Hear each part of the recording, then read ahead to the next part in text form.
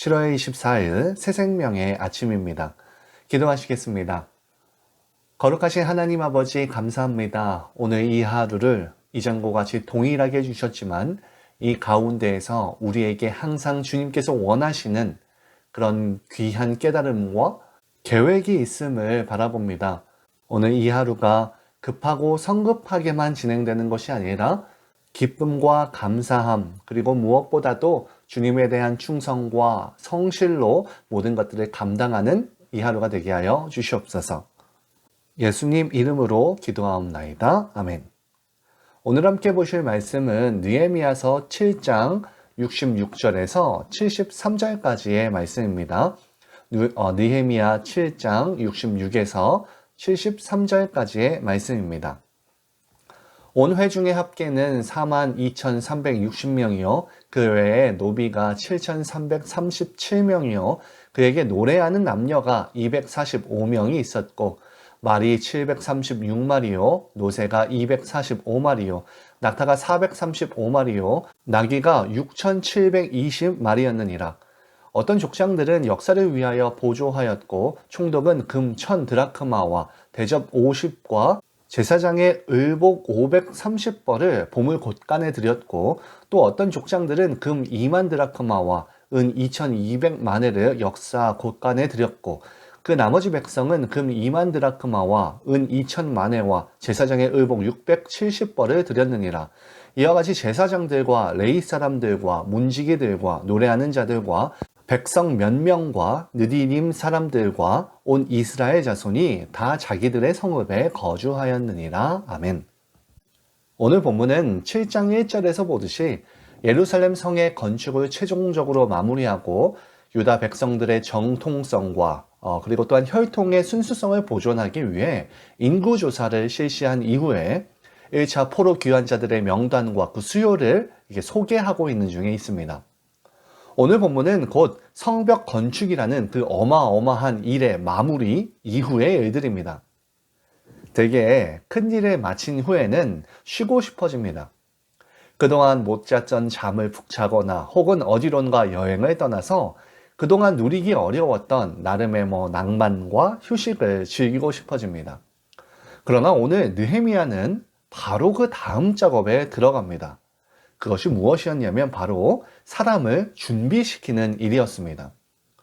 그가 이렇게 하는 이유가 여러 가지가 있었겠지만 특별히 그 이유가 있다면 느헤미야는 다시 바사 왕국으로 돌아가야만 하는 상황에 있었기 때문입니다.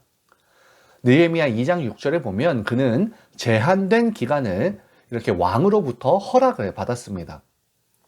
당시에 정확한 허락받은 그 기간에 대해서는 나오지는 않지만 그는 바사 왕궁에 속하여진 그런 관리였기 때문에 돌아가야만 하는 처지에 있었고 결국 그는 사람을 준비시켜서 이 공동체를 지키고 유지하기 위해서였습니다.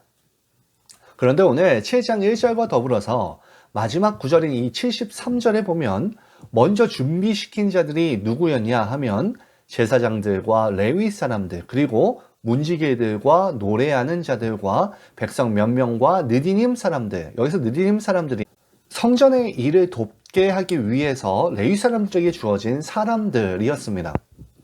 1절도 참고로 보면 성벽이 건축됨에 문을 달고 문지기와 노래하는 자들과 레위 사람들을 세운 후에 라고 말씀하고 있는데요.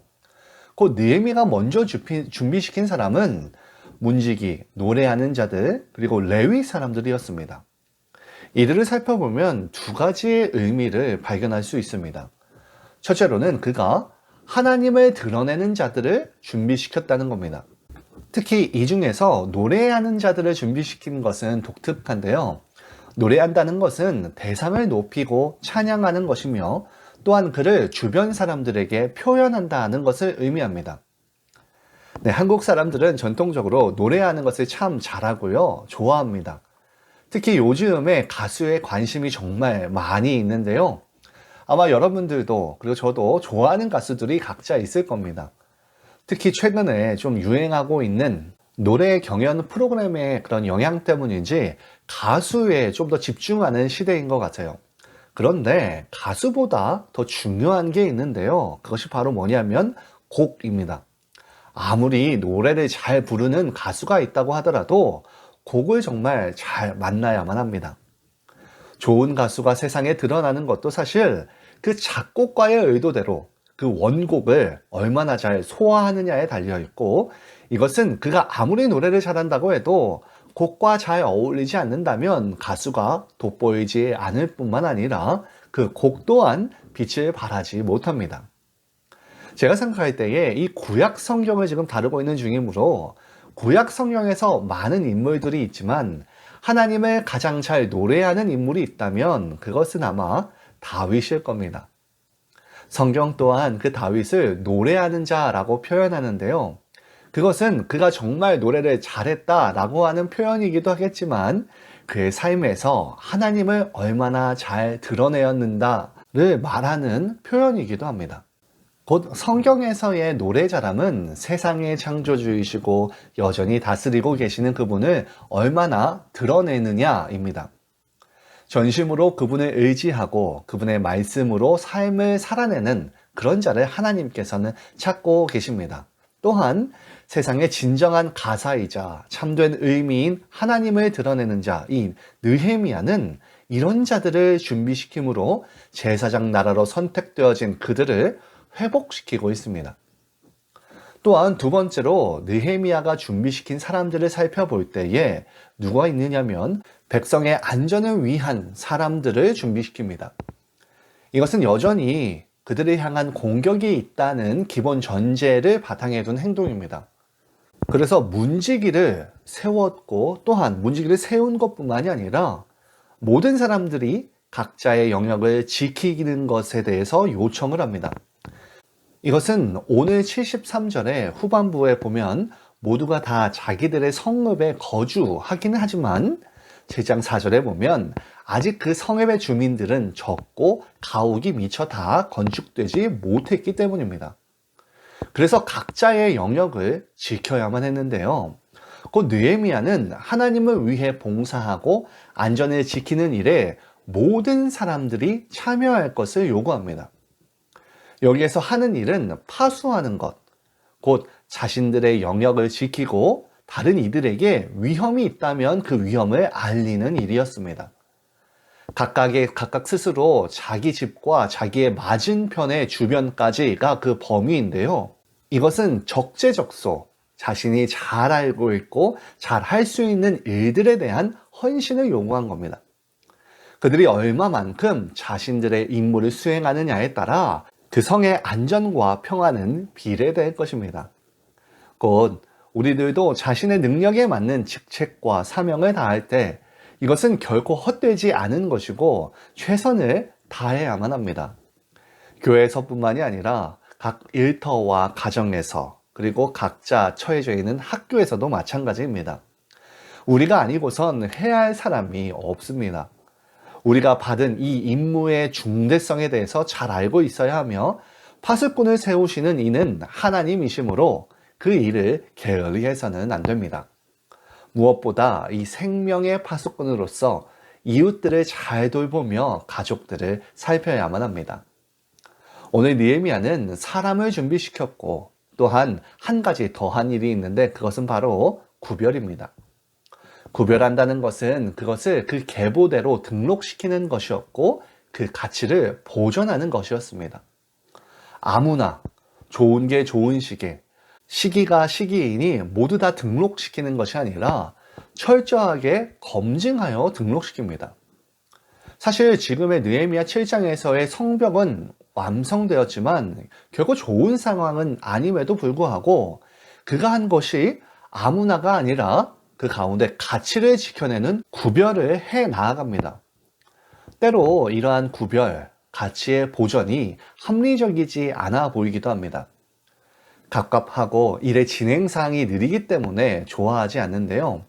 하지만 이러한 가치 보존은 매우 중요합니다. 오늘 본문의 사람들을 구별하는 목적이 성 안의 사람들의 숫자를 늘리기 위함이었다는 사실입니다. 이게 무슨 말이냐면 느헤미야는 이때 사용한 계보가 대략 1세기 전에 이스라엘의 계보였습니다. 이것을 사용하는 이유는 이전에 예루살렘은 이방 민족들의 공격에 위협에 시달리고 있었기 때문이고, 많은 이스라엘 백성들이 그로 인해 예루살렘을 떠나 다른 지방에서 살아가고 있었으며, 이제 성벽이 완성되었으므로 그들을 불러들이기 위한 일이었다는 겁니다. 가치의 보존이 곧 그 가치를 중요하게 생각하는 사람들을 불러들인다는 겁니다. 이것은 저희들에게도 많은 생각을 하게 합니다. 사람들의 숫자 혹은 일을 하거나 공부하는 데에 그 성과를 내는 데에 있어서 쉽게 타협하고, 그리고 은근슬쩍 넘어가려는 유혹이 분명히 있습니다. 그러나 그 유혹에 따르다 보면 꼭 어떤 어려움이 돌아오게 되는데요. 거짓말은 꼬리에 꼬리를 물어서 더욱 거짓말을 해야 되는 때가 오는 것처럼, 하나님이 원하시는 그 뜻 안에서 정도를 지키는 게 매우 중요하다는 겁니다. 그 가치를 지켜낼 때에 그 가치에 소중한 사람들이 더욱더 모이게 되고, 그 가치로 인하여서 더욱더 큰 일을 도모할 수 있습니다. 오늘 느헤미야는 큰 일을 마치고 그 환희와 휴식을 취하는 것이 아니라 사람을 준비시킵니다. 하나님을 드러내는 자, 하나님을 찬양하는 자를 세웁니다. 둘째로 세워진 성벽과 자기 집 앞을 지켜내는 파수꾼들을 준비시킵니다.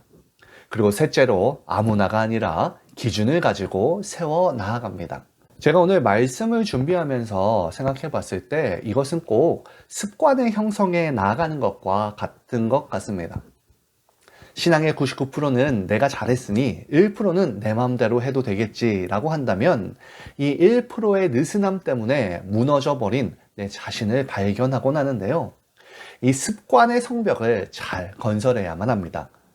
특정한 날에만 기도하고 예배하는 것이 아니라 매일의 삶 속에서 꾸준히 기도하며 찬양하며 하나님을 경외해야만 합니다. 그러한 습관이 우리를 죄와 유혹으로부터 견디어내게 합니다. 오늘 하루 우리 안에서의 좋은 습관을 통해서 각자의 영역에서 하나님의 파수꾼으로, 그분을 노래하는 자로, 그리고 하나님의 그 소중한 가치를 소유한 자로서 살아내는 저와 여러분들 되시기를 진심으로 축원합니다. 이 시간 함께 공동의 기도 제목으로 기도하시고 개인 기도하심으로 나아가시겠습니다. 첫째로 오늘 이 하루가 좋은 습관을 통해 죄와 담을 쌓고 나와 가족을 지키는 귀한 신앙의 장벽을 세우는 하나의 벽돌로서 가치 있게 해달라고 기도합시다. 둘째로는 이번 주 26일부터 27일 금요일 토요일에 있을 호피 선교를 통하여 모든 계획과 그 일정을 하나님께서 주장하시고 기름 부어주셔서 선교 대원들이 성령 안에서 하나 되게 하시며 그 땅을 향한 비전을 품고 봉사 중에 기쁨과 감사함이 넘쳐나게 해달라고 기도합시다. 셋째로는 중고등부의 다음 세대를 책임지는 하나님이 예비하신 좋은 목회자를 보내주심을 통하여 아이들에게 새로운 영적인 바람을 불어주셔서 선하신 주님을 깨달아 고백하게 해달라고 기도합시다. 이렇게 기도하시고 개인 기도하신 이후에 오늘 하루를 힘차게 주님의 군사로서 살아가는 저와 여러분들 되시기를 소망합니다.